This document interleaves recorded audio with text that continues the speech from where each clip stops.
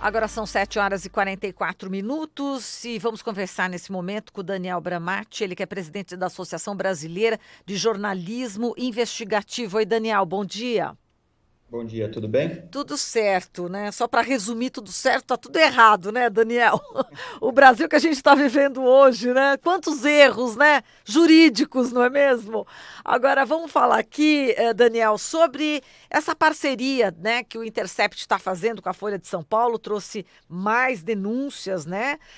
Enfim, contra tanto o Sérgio Moro, o juiz, né, quanto o procurador Deltan Dallagnol, todo esse acordo, né, entre eles, que está sendo já revelado já há algum tempo.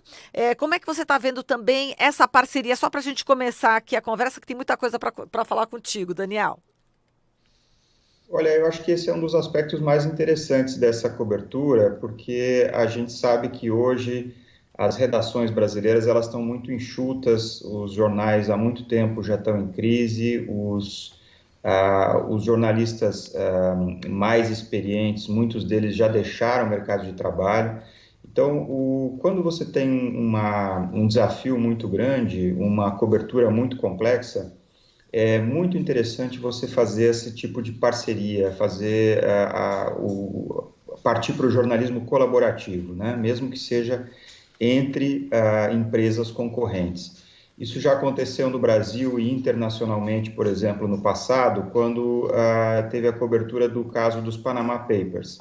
Era um vazamento também de dados gigantesco, uma quantidade enorme de dados, e um veículo só, uma equipe só de jornalistas, uma equipe pequena, não daria conta daquilo tudo. Então, o que foi feito foi coordenar uma equipe internacional de 376 jornalistas que trabalharam durante um ano em sigilo, em cima daqueles dados, buscando informações relevantes, e publicaram em conjunto, quer dizer, sem concorrência, ninguém querendo dar furo em ninguém, ninguém querendo passar a perna em ninguém, mas mais preocupados com o conteúdo em si e com o público, né? Eu acho que quando um jornalista abre mão da exclusividade e coloca em primeiro lugar o interesse do público, eu acho que ele está indo pelo caminho correto. Muito bem. Daniel, bom, o ministro da Justiça, Sérgio Moro, né, chamou o Intercept no Twitter de site aliado a hackers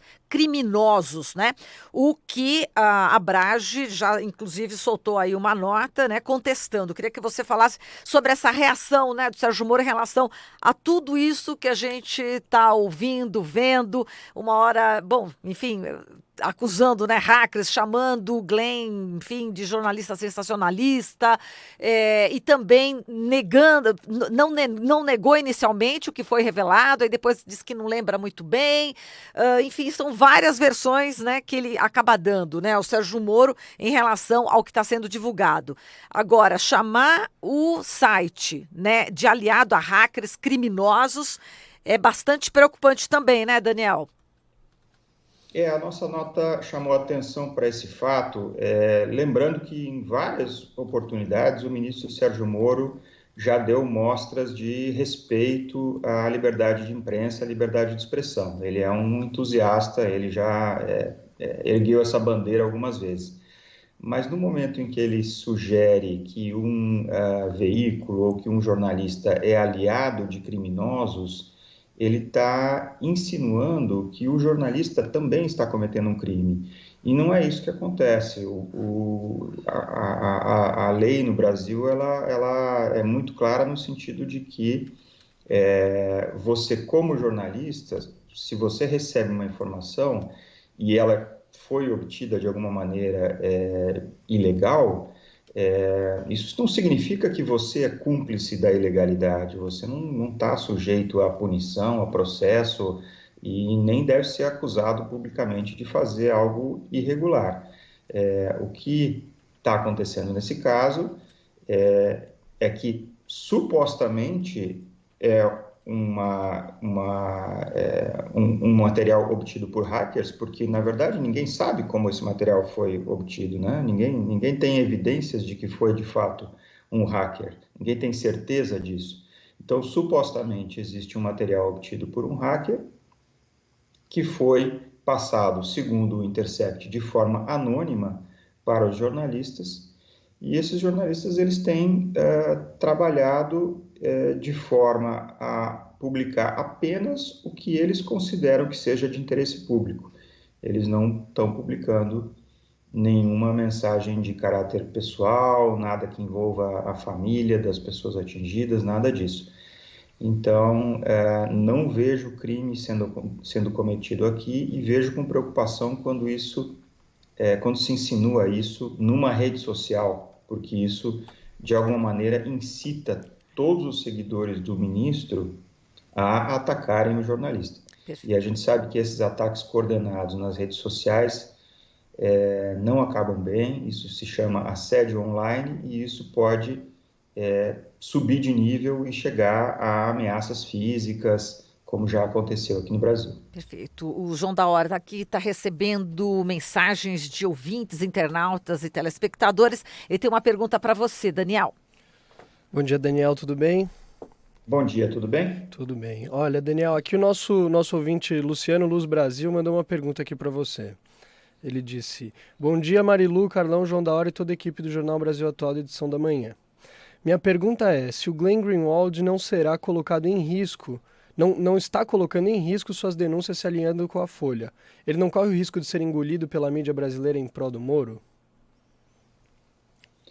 Não vejo muito sentido nessa pergunta.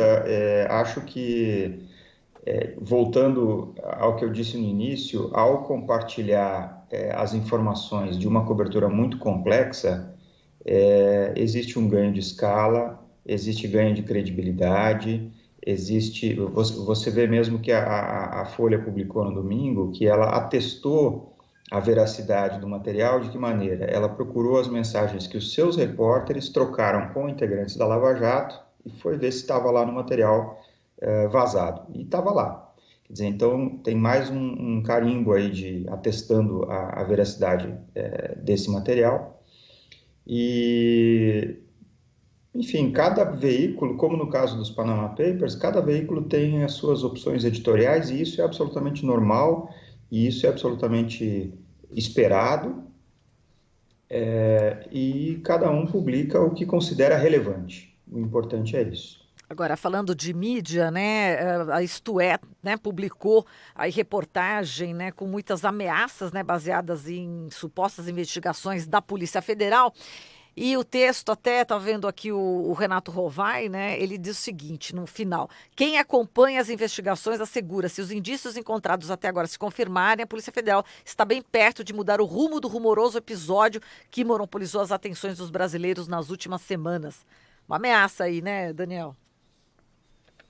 Esse caso, eu acho que a Polícia Federal deve estar com alguma dificuldade de investigar e está aventando inúmeras hipóteses, né?